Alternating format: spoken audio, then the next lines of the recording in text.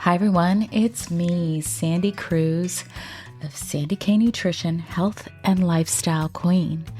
For years now, I've been bringing to you conversations about wellness from incredible guests from all over the world. Discover a fresh take on healthy living for midlife and beyond, one that embraces balance and reason, without letting only science dictate every aspect of our wellness.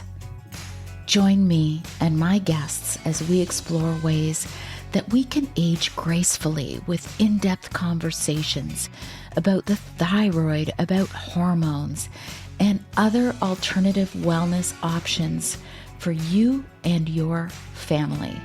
True wellness nurtures a healthy body, mind, spirit, and soul. And we cover all of these essential aspects to help you live a balanced, joyful life. Be sure to follow my show, rate it, review it, and share it. Always remember, my friends, balanced living works. Hi, everyone. Welcome to Sandy K Nutrition, Health and Lifestyle Queen, Season 5. It's actually Season 5.5. I just like to start a new season in September because to me, September feels like a new year. It always does. And I know a lot of the people who follow me on Instagram feel the same way. It's like if you've got younger kids, it's time to go back to school. I know some kids go back in August, but here in Canada, kids go back in September after Labor Day. And I think it's the same in other places too.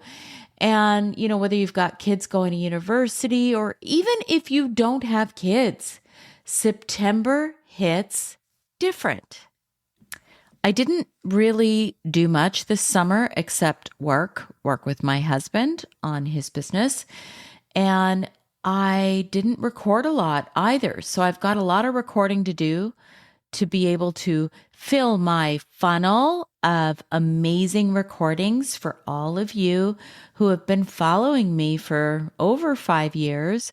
I started this podcast in February of 2020. Just before the pandemic hit. And this recording is with Nate Jones of Xlear, spelled Xlear. I always thought it was Xlear. I know a lot of people probably do that. Anyway, I was using this product during the pandemic, and you're going to hear about the controversy around this product. You're also going to hear about some uses of this product. I do want to make sure that I preface this conversation by telling you that nothing I speak of is medical advice. We do not make medical claims on this podcast. All of this information is really here just to support you in your wellness and for you to decide if it makes sense for you. Definitely follow me on Instagram. I'm most active there. Go to Sandy K Nutrition. I'm also on Facebook. I have a Facebook page. I have a Facebook group, a private group. Just look for me there if you're only on Facebook. But you'll get different content everywhere. I'm also on TikTok, Sandy K Nutrition. I'm on Threads. Just look for Sandy K Nutrition. I'm also going to see what I can do about YouTube. YouTube's really funny in that they don't always really show my content. I don't know why. I guess maybe I'm not optimized. I do everything myself, my friends, and I have been doing it pretty much all on my own ever since the beginning.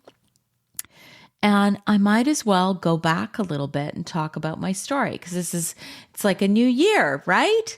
So I began this podcast in 2020. I graduated from nutrition college in 2019. So it was interesting. I was speaking with another nutritionist. So what I don't like is this. It's just that term has no licensing around it. So it's used so freely. So you'll hear all sorts of people calling themselves nutritionists, even though they just did like a weekend long course, or maybe they're a personal trainer or something like that. But a true nutritionist has letters after their name, like mine is RHN, which is it stands for Registered Holistic Nutritionist, and it's a 2-year college diploma. I haven't really been working much with clients one-on-one, just because I'm focusing on my podcast. And now I am also working with my husband's distribution company. There will be some announcements coming soon.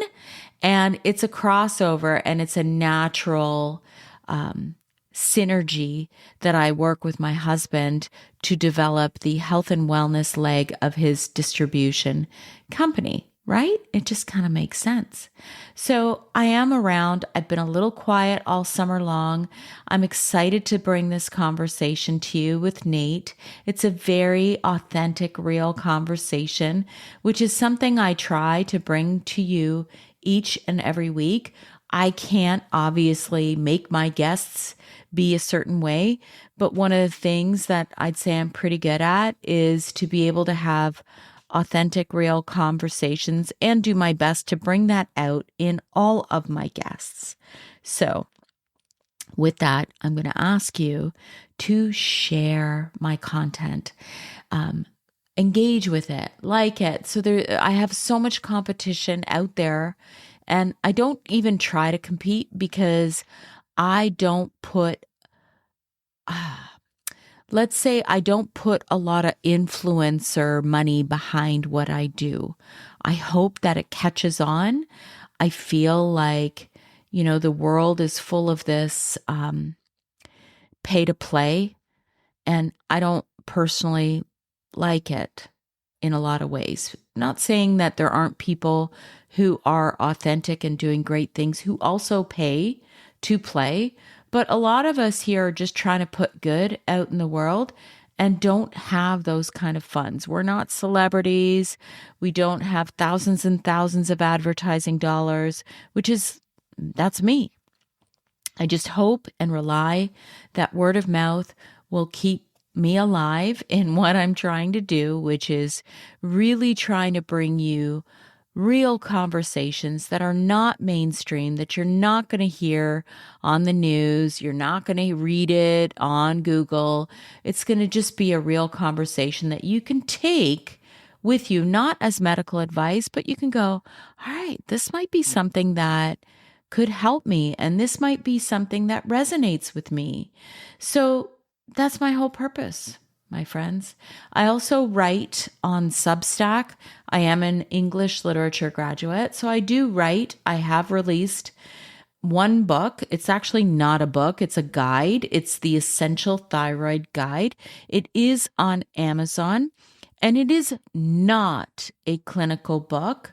I try not to get hurt by some of the reviews, and I'm like, I very clearly in the description state, it is not clinical. It's just to educate you on your thyroid gland, what it does, how can you optimize it, what are the tests you want to ask your doctor for, what are the signs that maybe something's wrong. And in there, I have patient notes for you to write your notes when you're having these conversations with your doctor. It was very clearly outlined on what this guide is for. So if that appeals to you and you want to learn from, somebody who's had some serious thyroid troubles. I had thyroid cancer in 2011, had my thyroid removed. Now I'm 55 years old. I was 41 when I had it removed. Now I'm figuring out menopause without a thyroid gland, which is also something that's not often talked about. And I do plan to do a solo episode only about this, which again is not medical advice. It's just to talk to you guys about, a woman going through menopause without a thyroid gland. And there's a lot of you who might have the gland, but might have had an ablation or something in that there's basically no function of your gland left. this also means you. Anyway, so I do have the Essential Thyroid Guide. I do write on Substack, and these are all explorative short essays that I write in my own creation. And a lot of it is for you to just take as breadcrumbs so that you can go, okay, that makes sense. I want to research this further. So go to sandycruse.substack.com. So sandykruse.substack.com. The link will be there, and subscribe to my Substack. And also make sure you're following my podcast. Write me a nice review, few kind words. That goes a long, long way. And also be sure to share this episode to anyone who might benefit. And now let's cut on through to this amazing interview with Nate Jones of Xlear. Hi, everyone. Welcome to Sandy K Nutrition, Health and Lifestyle Queen. Today with me, I have a special guest. His name is Nathan Jones, and he is the founder of Xlear, but it's spelled Xlear. I always used to pronounce it Xlear. So now we know how to pronounce it. It's pronounced Xlear. And he is a global leader in xylitol-based health solutions. For over 2 decades, Nate has championed innovation in oral and nasal health, funding research published in leading scientific journals and earning recognition from industry leaders like Better Nutrition and Vitamin Retailer. Jones has appeared as a health expert for CNBC, USA Today, Newsweek, and more. And today, this topic is going to be so good because we are going to talk about the health benefits of xylitol. We're going to talk about, obviously, the microbiome and nasal health and oral health and how important that is to the microbiome. But we're also going to talk a little bit about censorship of these natural health products that are researched and are studied to really be beneficial for our health, and especially for prevention, because that, most of you who know me know, I'm like, listen, there's a lot that we can do in this life to be preventative with our wellness. So with that, welcome, Nate. Thank you so much for coming today. Well, thank you for having me, and I hope it's a very interesting conversation. I feel like it will be because we had a little chat beforehand, and I think we've got a lot of good stuff to bring to everybody. And of course, I always like to begin with, how did you get into this? How did this all begin for you? I got into it because my father is a physician, and he is the one who started using a xylitol nasal spray. A lot of people are very familiar with saline nasal spray, saline irrigation. He was the first one that really added a xylitol to it to help prevent these kids in his practice from having ear infections. And where that came from is prior to 1998, they've been looking at xylitol and how it prevents tooth decay since the late 1960s. They've known for 50 plus years now that it helps reduce plaque, that it helps actually get rid of the strep mutans bacterial infection that causes tooth decay. It works differently than fluoride or these other remineralizing agents because those simply mask the problem. They make your enamel more resistant, but they don't actually address the bacterial infection. And that's something that xylitol or any other non-hexose polyol, any non-hexose sugar molecule will do. But the xylitol has the most research behind it. But in these studies, one of the things that they actually started noticing was the kids who used the xylitol gum, not only were they not getting tooth decay, they were also getting 40% fewer respiratory infections, ear infections, stuff like that. And prior to 1996, 98 timeframe, the dental journals were publishing that, but the dental and the medical were separate.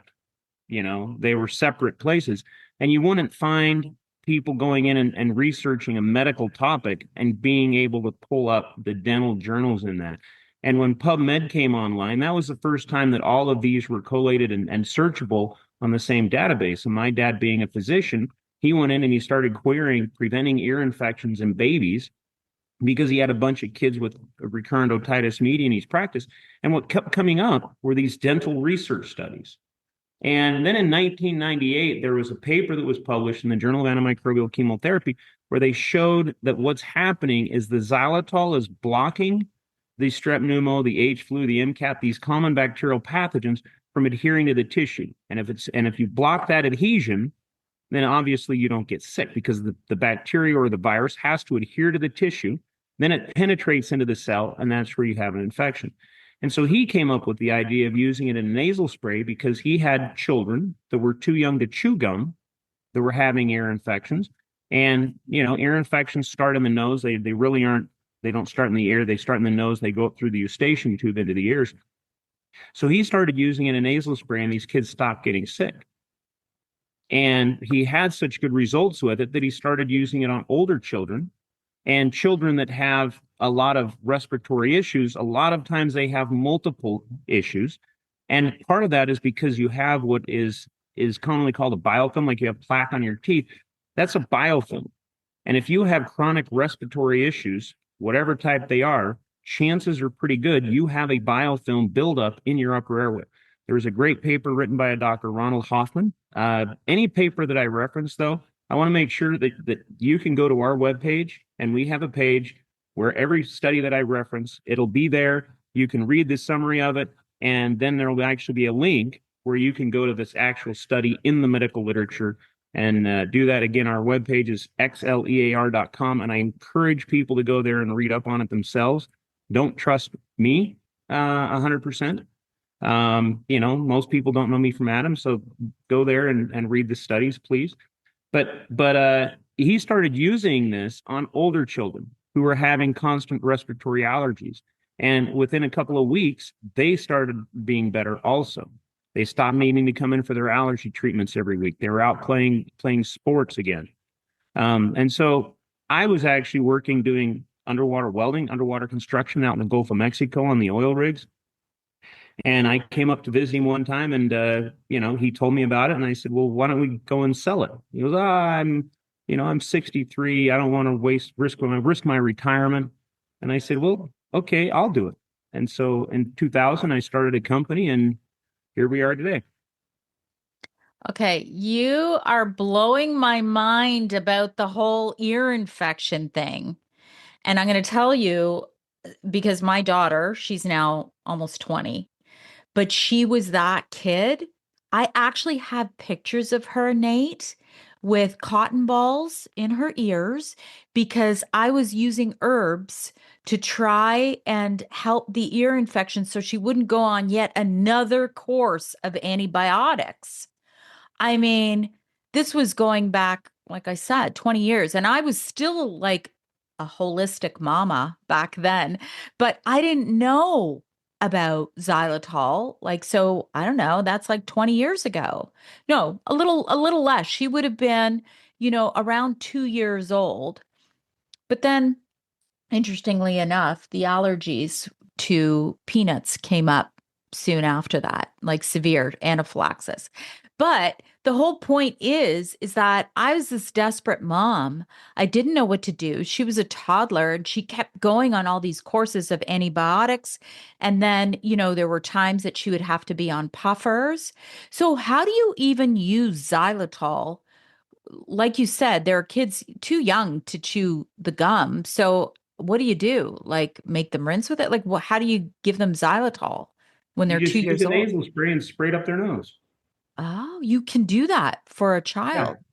So the nasal spray that my dad developed was originally developed for babies. It was developed for infants that were too young to chew gum. Wow. I mean, my kids have been using it since literally the day they were born. When kids are born, they're usually given saline drops to put in their nose to moisturize it. The saline and the xylitol actually works better in any instance. I can't find a single instance where saline alone works better than xylitol because the way that your mucous membrane, I guess, regulates how fluid your snot is, your mucus is by shuttling salt back and forth across the membrane in your nose. Okay. If your nose is runny, then it will transport salt into the tissue and the water will follow the salt. If your nose is dry, it will shuttle salt out of the tissue into the mucus, then the water will follow the water will always follow the salt. The difference is xylitol does not get transported back and forth across that barrier, across that cell membrane. And so xylitol will constantly sit in the mucus and slowly pull moisture out of the tissue toward it. That's one of the reasons why it actually reduces inflammation in the nasal cavity quite significantly. Two examples of that is there was a study, again, these are on our webpage, where they used ultrasound, they measured the airway volume, and then they used our nasal spray. And in 3 minutes, they measured the airway again. And in those 3 minutes, the airway volume had improved by 20%. Whoa. That's a huge amount. And if they use it on a regular basis, once in the morning, once in the evening, kind of like what we suggest as a hygiene tool, there's a study out of Georgetown University here in Washington, D.C., where an ENT comparing it to saline actually showed that it increased airway volume 36%. That's incredible. So, okay, because we all know, listen, my son back in the day, I always talk about all the things that I used to do. Like I tried to do things holistically, but this is way before I became a holistic nutritionist. And he had his tonsils and adenoids removed when he was only 5. And one of the things that I've always taught him since I became a nutritionist, which was not that long ago, I would always tell him to do salt rinses because that's what I learned was a good way to prevent the viruses from basically going down to his chest and causing a chest infection. So your research is kind of showing the benefits from the nasal cavity, the oral health, all the way down to the respiratory health. Correct. Oh, that's And that's I want to point out, this isn't us paying and doing research. This is research that's being done independently at universities, at other research institutions. I mean, most of the research that we're funding is actually research that we as a company will never use, but it's research looking at xylitol and how it helps with cancer. what with okay. Let me go back a little bit because there's so much to unpack. It goes from xylitol can benefit the microbiome in the mouth, the nasal cavity, all of that area, all the way to the chest. And now you're talking about cancer. Well, the stuff we're doing with cancer, let's not dig into it. There are a couple of papers out there that have been published. Okay. Again, this is not something that we sell products for or we ever plan on selling products, but there have been studies showing that xylitol helps to stop the progression of oral cancer. There have been studies showing that xylitol helps with lung cancer, causing it to autophagocytize, which means eat itself. Stuff. I mean, there's a couple of really good studies out there, and there's another one that'll be published here shortly, where from Northwestern, where they actually took lab rats that were humanized and they had cancer. And you'll have to read the study, but it was very interesting. But that should be out published pretty soon.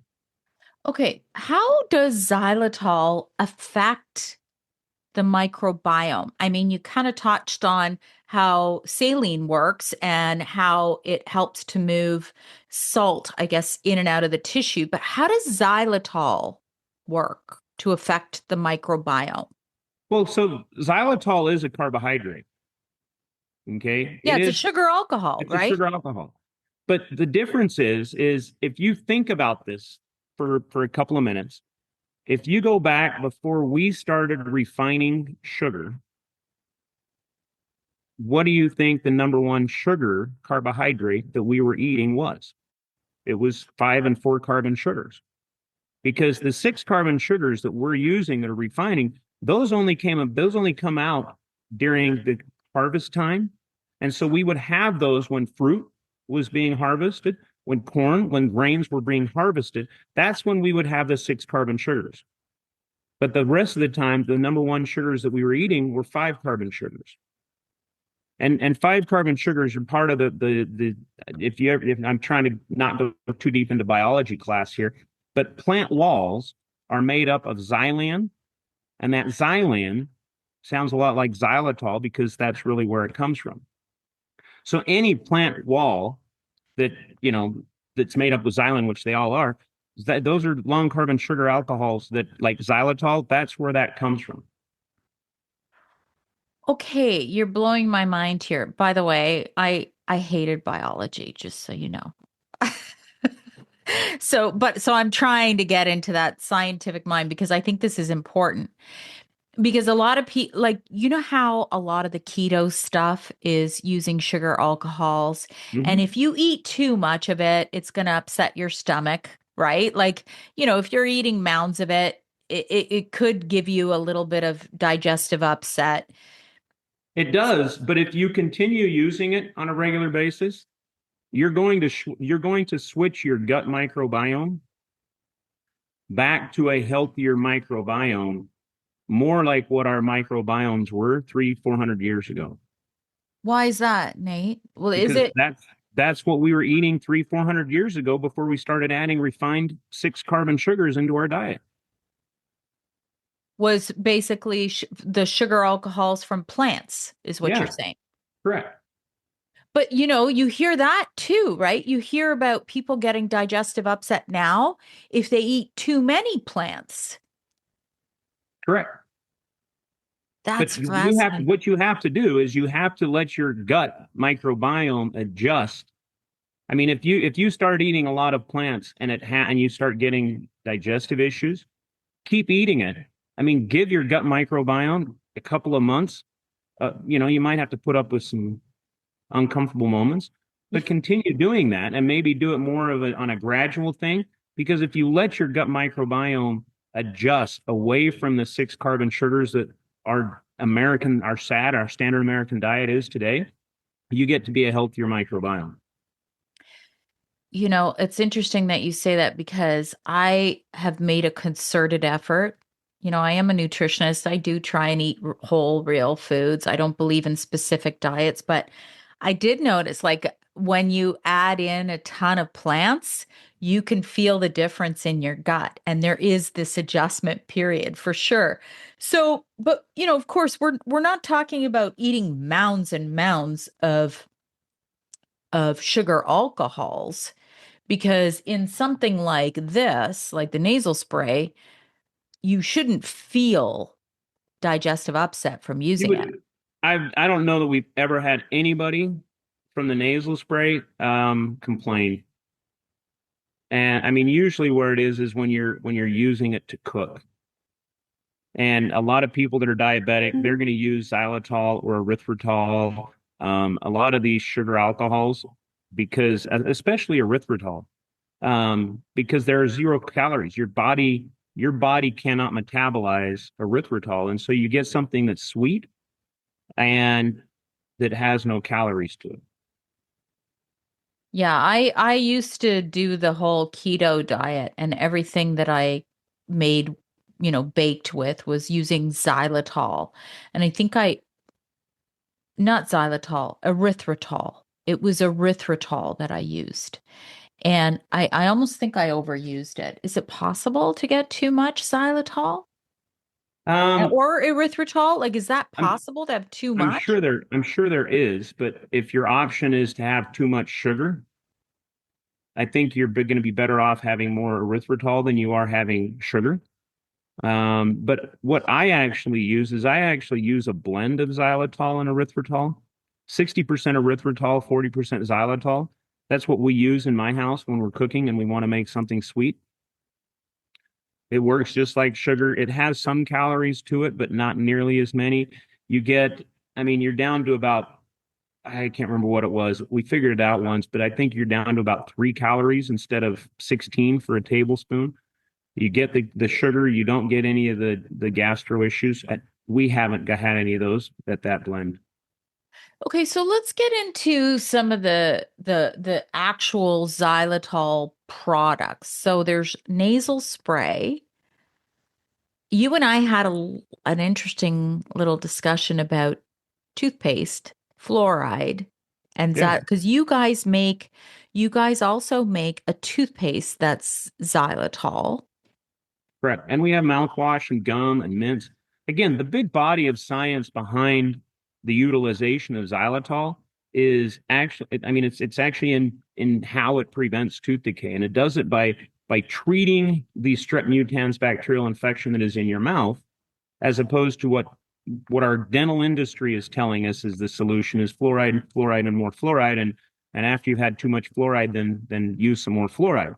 But what the fluoride does, the fluoride simply makes your enamel stronger.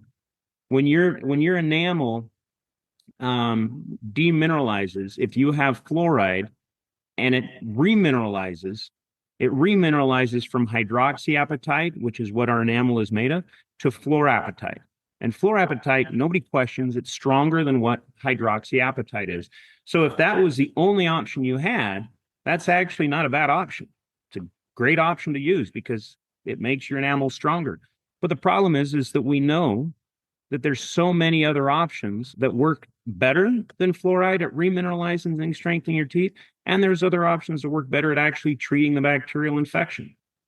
And then there's the fact that fluoride is not really meant, it's not beneficial if you're swallowing it, Well, that's true. right? Like it's one Well, I've read don't tell the dentist that. because, I've read some research, Nate, about, you know, the intelligence of our children being diminished by swallowing too much fluoride. So, you know, there's that. It's one thing for it to be for our teeth, but it's another thing when you're drinking it, swallowing it, all of that, right? And that is true. But the thing is that the whole fluoride argument, it shouldn't be an argument simply because since fluoride came out 75 years ago and they started putting in our water, we have researchers have shown us it's not, this isn't debatable. There's lots of other products out there that remineralize your enamel better than fluoride does. We actually in our toothpaste we put a product called sodium trimetaphosphate. And studies show going back to the 70s that it actually remineralizes your enamel about 36% stronger than what fluoride does. But yet the ADA and the FDA and the CDC still only promote a fluoride only, practice for preventing tooth decay. Again, fluoride does not treat the strep mutans bacterial infection, but you can use xylitol, you can use erythritol. If you use it on a regular basis, you get rid of the bacterial infection. And you can also, university, I'm thinking it was UCLA, but one of the California universities actually came up with a dental vaccine. And I don't know much more about it other than that it was drops that you would put in your mouth. It was effective at actually getting rid of the strep mutans bacteria. And our government, our health agencies would not allow that to come to market. I don't know why. Well, we can surmise, right? That strep mutans bacteria, why is that so bad for us? Is that because you know how they talk about your oral microbiome and how it could connect to your heart, like heart disease? Is that one of the bacterias? Do you know? Well, strep mutans, it's a mutant. That's the whole definition. It's strep mutant. It's a Okay. mutant bacteria. Okay. And it mutated after we started having all kinds of access in our mouth. Bacteria in our mouth had all kinds of access to all kinds of sugar. It mutated. And it doesn't metabolize the six carbon sugars as fully as it should because it doesn't have to. And when it doesn't metabolize it, it actually excretes, sugar bug poop is what we tell our kids, but it actually excretes an acid, and that acid is what dissolves the enamel of your teeth. Okay. And we've known since 1924 that tooth decay is a bacterial infection. And today in 2025, we are still not treating it as a bacterial infection. That's fascinating because, you hear of some kids who have cavity after cavity after cavity, and then they'll say, oh, well, it's genetics. Like, no Well, way. it might be genetics of the bacteria in their mouth. It's not the genetics of the person. Tooth decay does not come from bad genetics. Most of the time, it comes from just bad parenting. Ooh, that's a bold statement, Nate. Well, but the problem is that the dentists aren't telling the parents the proper way to treat tooth decay. Okay. And so it's bad dentisting. I don't know There's what a you call it. lot of that going on, Nate. But it's because the parents are listening to the professionals. But I mean, when you just stop and think about it logically, the dentist sits there and says, use more fluoride, more fluoride. You're not treating the bacterial infection. So the parents that we need parents that are much more proactive in their children's health care and pushing and asking the dentist, why aren't you talking to me about ways to actually treat the bacterial infection? Yeah, you know what? But that's one of the reasons why I do what I do, right? It's to provide information that's not necessarily the mainstream narrative that the American Dental Association or the Canadian Dental Association is regurgitating over and over and over and over again. And then we hear it from our regular dentists, and it's the same old, same old. So that's why I do what I do. It's to say, okay, I'm giving you breadcrumbs. Now you can go follow them and research it for yourself. Like you said, you have a lot of these independent studies, but that's why I do what I do. But a very important point that I need to make is the way that I heard about your company. And this would have been 5 years ago. I'm part of a community where we were trying to learn what can we do to optimize our wellness during this pandemic. And so I'm going to preface this just by saying we're not giving any medical advice or anything like that. We're just having a conversation here. I think it's very important to talk in that way because we're not giving you expert advice. We're talking about some situations that happened during the pandemic. And I don't want to get in any trouble for saying this, but I was doing my research back then and I found your product through my group of professionals in this preventative health. And I traveled with it, Nate. I traveled with it and I was spraying my nose with it because everyone's like, okay, you got to test before you go away for COVID. You got to test before you come back. And I'm like, shit, I don't want to leave my kids stranded at home. I have to be in quarantine for 2 weeks, for God's sakes, coming home from Vegas with my husband. I brought your nasal spray along with another spray and I was using it. So, talk to me about the whole stuff around COVID because from my understanding, there was some lawsuits, there was all kinds of things that happened. And, I would love to hear your perspective on all of it. Well, that is true, all of what you just said. And again, I'm not giving any medical advice. I don't sell any medical products. What we actually are giving advice on is hygiene and better practices and better ways to practice better hygiene. And hygiene, according to the dictionary, is acts of cleanliness with a improved health, with a desired improvement in health outcome, I think is what it is exactly.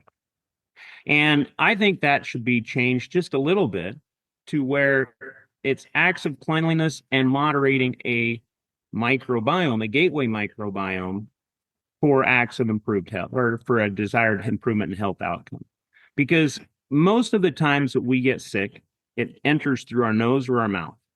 Okay. And I'll give you two great examples because, you can bring up the COVID thing.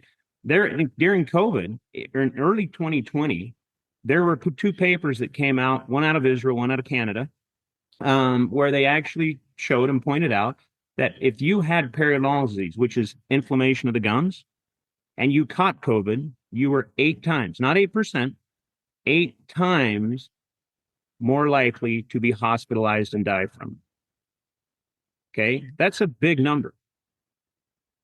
And did you ever hear our public health agencies come out and say, hey, people, while you're sitting at home munching on the pizza that you ordered, because we told you to stay there, brush your teeth a little bit? You didn't ever hear that. The second thing is, when it comes to nasal hygiene, prior to 2020, the CDC here in the United States, the Center for Disease Control and Prevention, they actually had on their website advice on how to treat a respiratory coronavirus infection.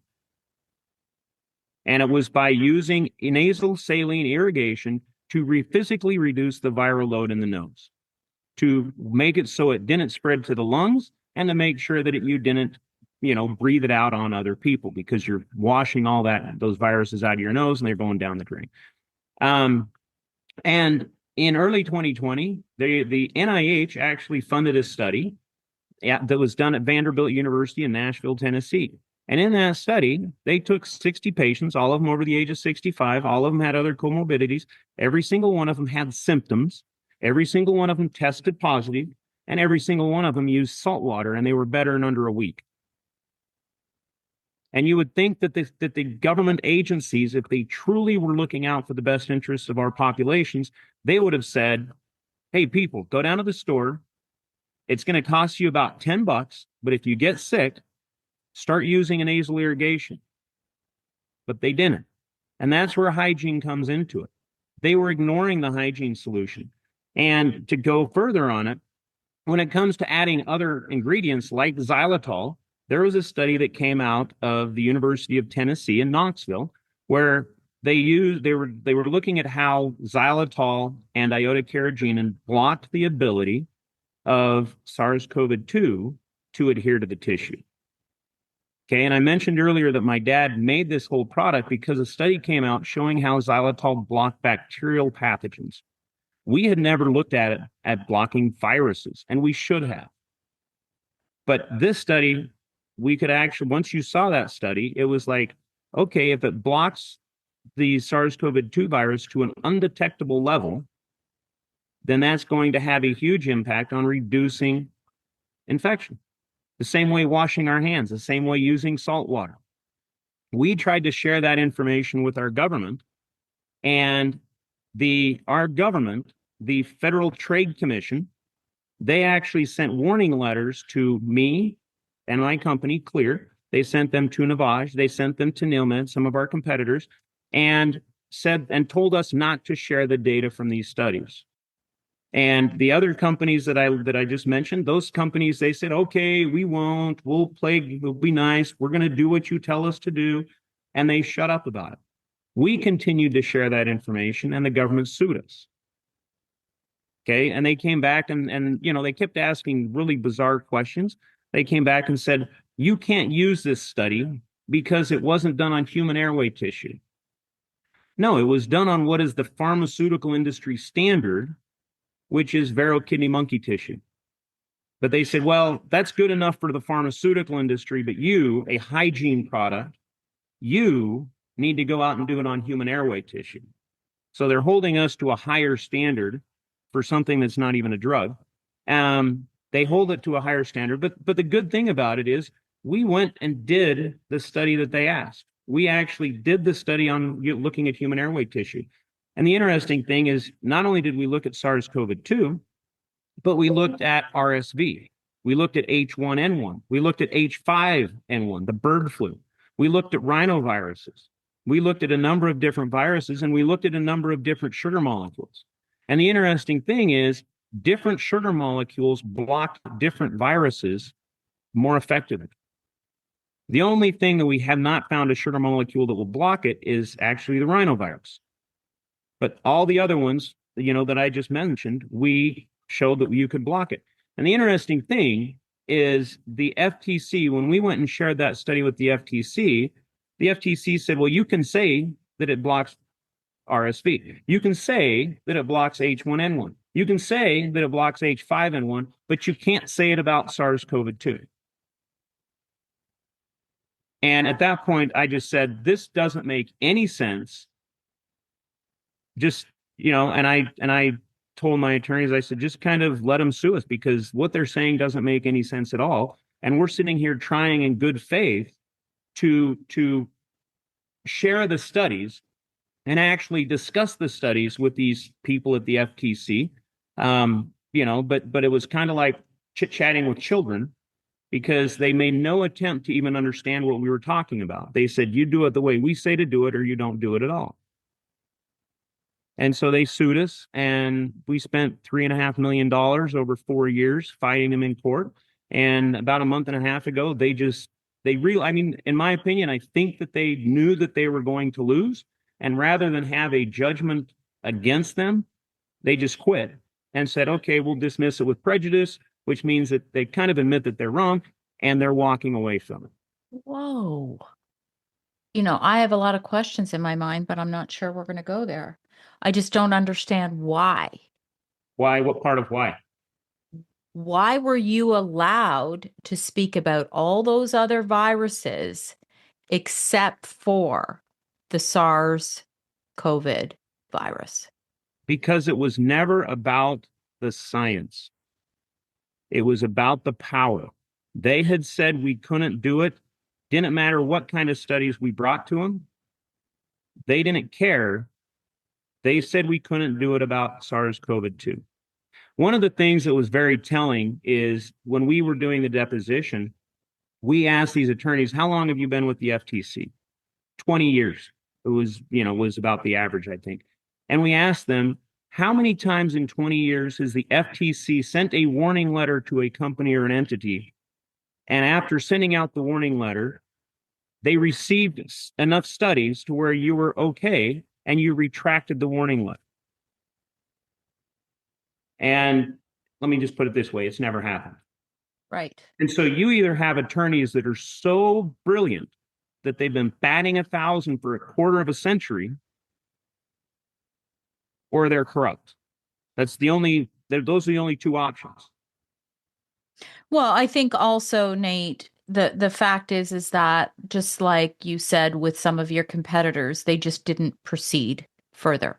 So a lot of people are not willing to risk it and to, you know, go to bat for their product because of fear. They're afraid to. Well, they should. If they trust their product, they should go to bat for it. We could go on there, but I do want to ask that because I don't want to forget is there has been some stuff about xylitol being connected to cardiovascular events and that kind of thing. Are there any contraindications to using xylitol? No, and there's really only one doctor, one group out of the Cleveland Clinic, and it's the same doctor. And every year he puts out another one. He puts out one on erythritol, and then he puts out one on xylitol. And it really is the same thing, but they're not even looking at realistically that xylitol is what's causing this issue. I mean, if you look at one of them, if I remember right, he gave him the xylitol or the erythritol the night before, and then measured it in their blood the next morning. Well, neither one of them stays that long in there. One of the other ones, and there's a paper that just came out, and I can forward it to you if after this, we should have read it before, where they actually point out that the xylitol and the erythritol in these people is a marker. Okay. It's not the cause. It's a marker that you have issues with your heart. Because you have a marker, if you take away the marker, that doesn't cause the marker isn't what's causing it. Oh, interesting. So because like I just find it confusing. And one thing I always say, Nate, is for almost every study that supports one thing, you can find something to negate it, right? I mean, Yeah. it's research. And really, we're all bio-individual. We have to see what works for us and our own physiology. So, there's that. And I think personally, I always believe in everything in moderation. So if I'm using a nasal spray daily, or that is xylitol, or I'm using a mouthwash that is xylitol. I'm not gurgling, jugs of xylitol. Please, no, you need, no, I'm kidding. Yeah. No, once in the morning, once at night. I mean, and what we tell people to do with xylitol, with our products, you brush your teeth once in the morning, once at night. Hopefully you're using a xylitol toothpaste. And the reason why is most of the toothpaste that you're going to find on the market will have sorbitol in them, which is a 6 carbon sugar alcohol that feeds the strep mutans bacteria. So if you're using a toothpaste or a mouthwash that has sorbitol in it, you're actually feeding the bacteria you're trying to get rid of. Right. And you were saying your toothpaste has both the xylitol as well as what was that other ingredient that's really good for the enamel that's better than Sodium fluoride? trimetaphosphate. Sorry. Sodium trimetaphosphate. Okay. So that's really important because it sounds to me like a very comprehensive formula that deals with that bacteria, right? And then Correct. also helps with the enamel. Now, here's something interesting. This just maybe this isn't going to make any sense to you, but we're talking because I did read some research about the xylitol and heart.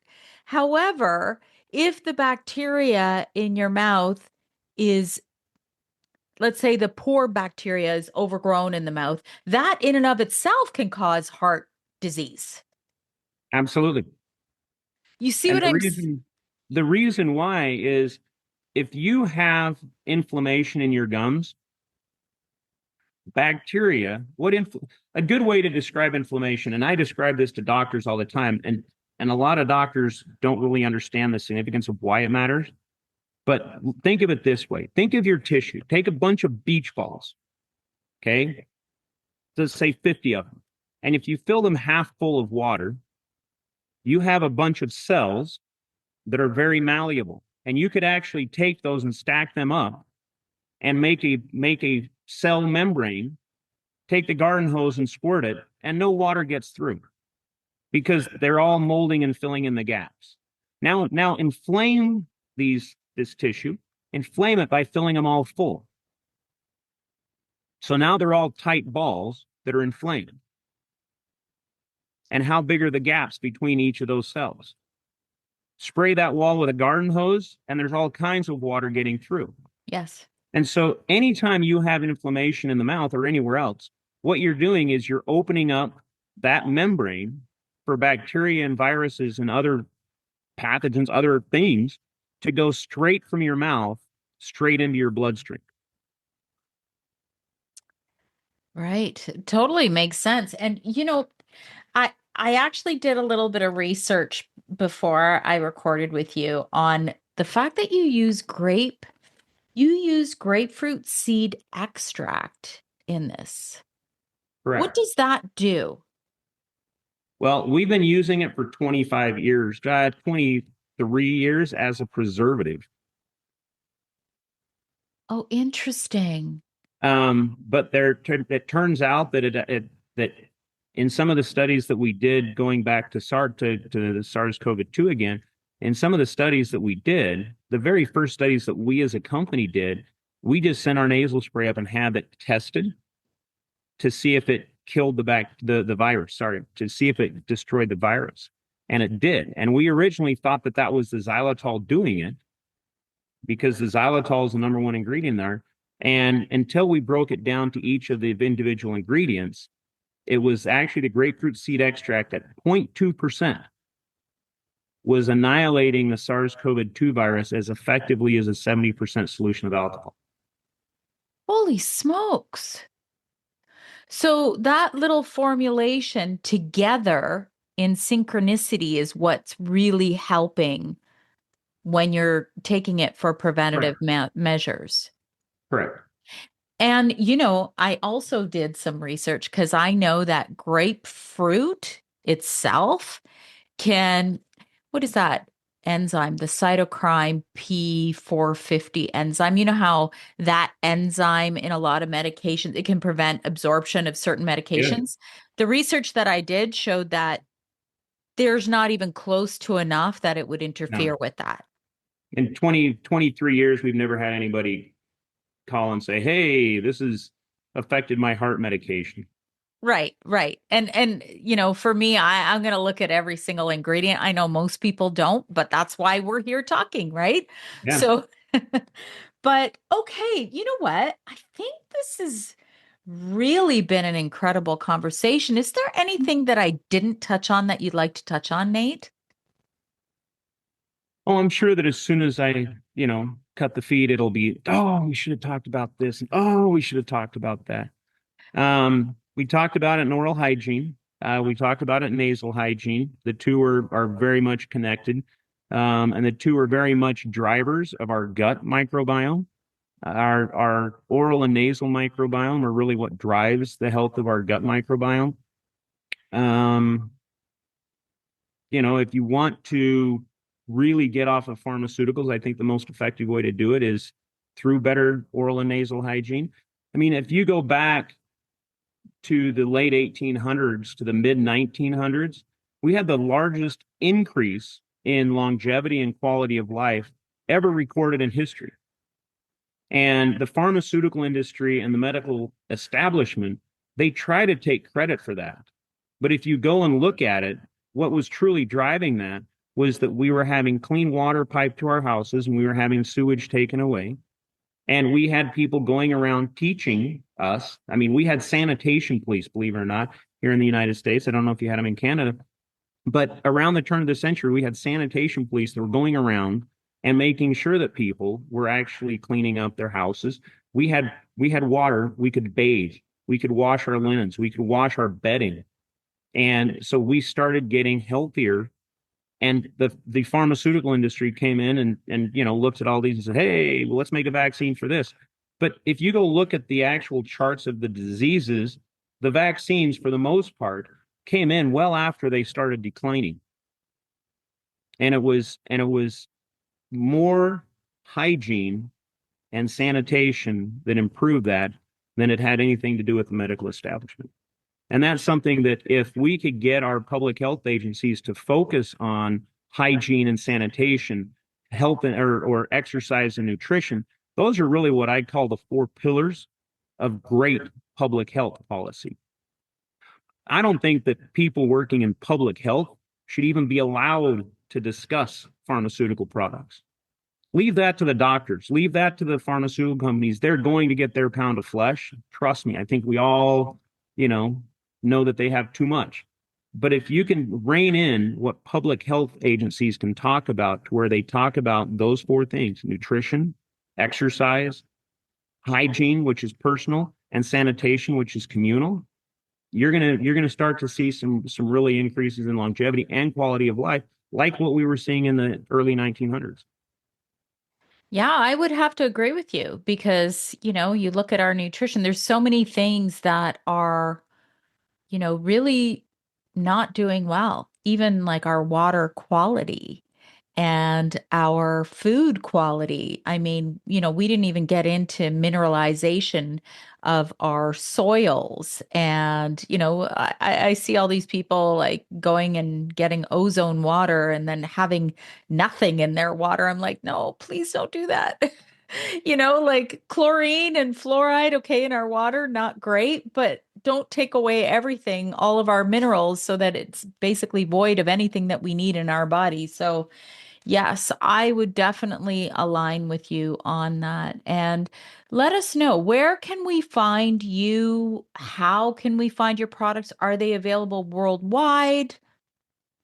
They're available in the U.S. They're available everywhere. CVS, Rite Aid, Walgreens, um, Target, Walmart, all of your natural retailers, with the exception of Whole Foods. We actually pulled out of Whole Foods a number of years ago Why is because that? they kept wanting to charge more and more and more. And it was just ridiculous that they wanted to drive the price up while everybody else is trying to keep it the same or bring it down. And so we just pulled out and left it. But you can find us in pretty much every store. Obviously, you can find us online. You can find us at our webpage, xlear.com. Obviously on Amazon, Vitacost, iHerb, all of those places. And there's a lot of retailers. Most of your natural retailers in Canada will have our nasal spray and some of our other products also. Perfect. Thank you so much, Nate. I really appreciate this conversation and I appreciate your passion. I really appreciate it when I see people like you. Well, thank you. I hope you enjoyed this episode. Be sure to share it with someone you know might benefit. And always remember, when you rate, review, subscribe, you help to support my content and help me to keep going and bringing these conversations to you each and every week. Join me next week for a new topic, new guest, new exciting conversations to help you live your best life.